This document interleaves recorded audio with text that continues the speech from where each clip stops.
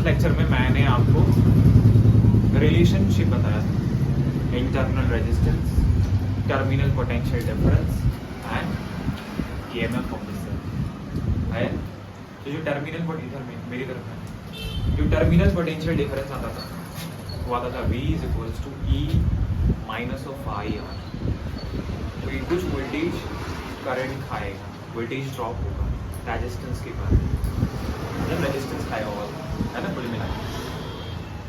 अब हम लोग को कॉम्बिनेशन पढ़ना है। हम लोग अभी तक रेजिस्टेंस का कॉम्बिनेशन पढ़े थे, अब हम लोग सेल का कॉम्बिनेशन पढ़ेंगे।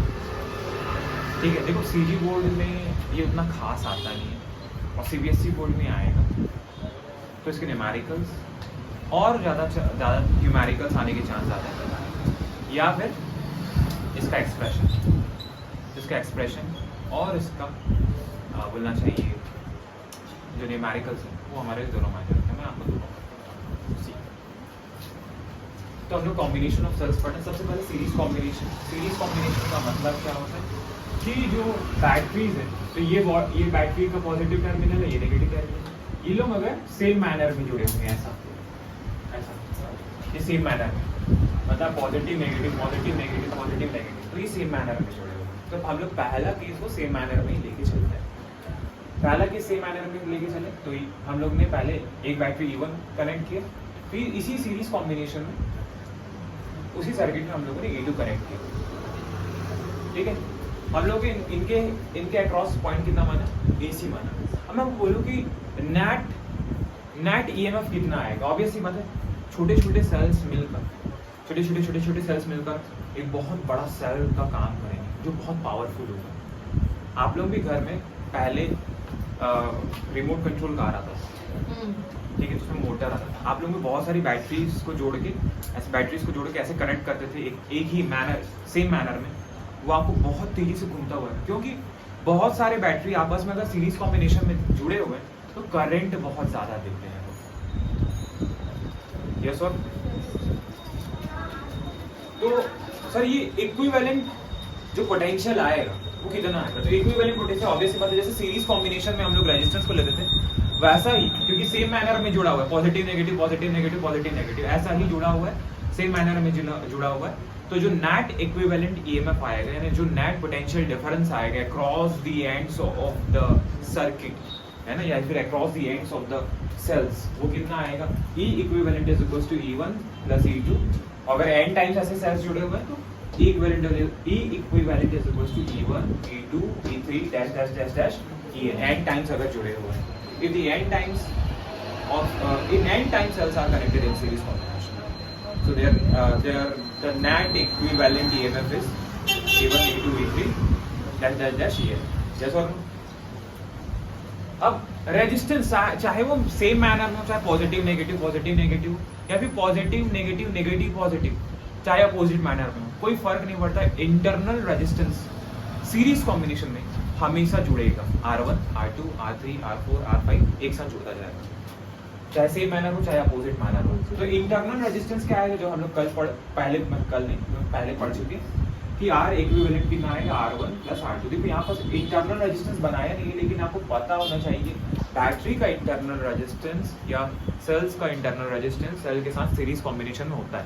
नहीं भी बनाया तो आपके अंदर आपको अंडरस्टूड होना चाहिए कि इंटरनल रेजिस्टेंस एग्जिस्ट करेगा, आया ना, क्योंकि बैटरी या सेल के अंदर। तो इस E1 का इंटरनल रेजिस्टेंस R1 है, इस E2 का इंटरनल रेजिस्टेंस R2 है। तो R equivalent is equals to R1 plus R2।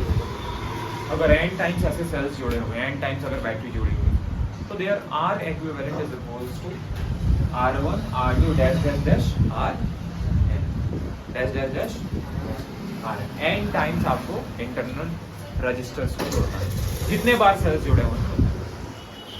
But sir in case of if we connected the opposite manner का मतलब क्या होता है? अभी तक हम लोग पॉजिटिव नेगेटिव लेके चले हुए थे, लेकिन अभी हम लोग बैटरी को पॉजिटिव नेगेटिव यानी अपोजिट कॉन्फ़िगरेशन में जोड़ने वाले। सेम कॉन्फ़िगरेशन है, ये क्या, अपोजिट कॉन्फ़िगरेशन यानी विपरीत विन्यास। तो अपोजिट कॉन्फ़िगरेशन का मतलब क्या होता है, आपने डिस्टर्ब करने की कोशिश की थी, आया।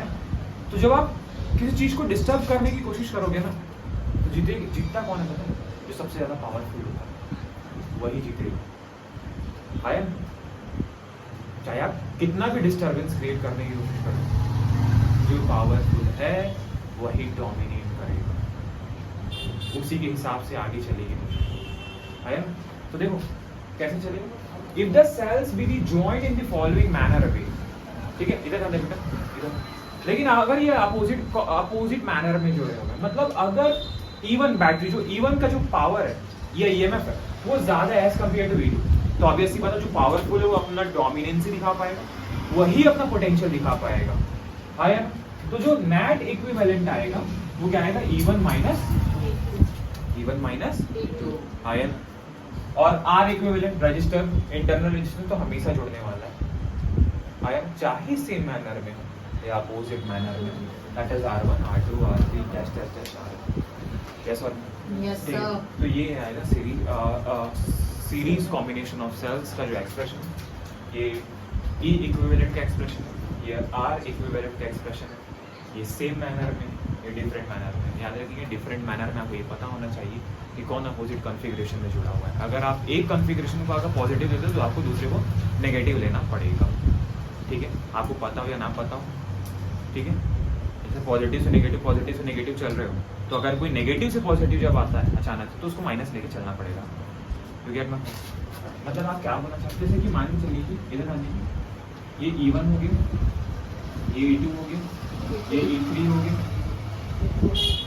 ये देखो E4 आ गया, देखो ये E1 आ गया, ये E2 आ गया, ये E3 आ गया और ये E4 आ गया। अब देखो इन लोग तो सेम मैनर में बट ये अपोजिट मैनर में, अपोजिट कॉन्फ़िगरेशन में।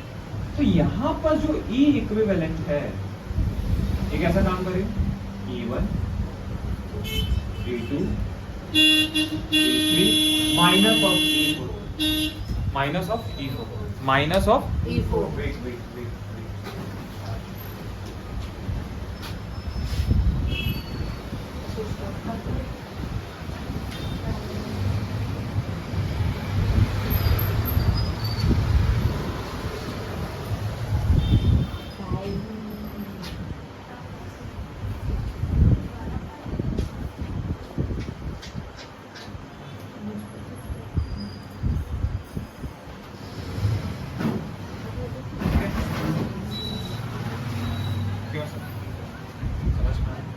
बेटा, आप लोग को समझ में आया? Yes sir. तुल्य विद्युत वाहक बल कितना है, E1 E2 E+E3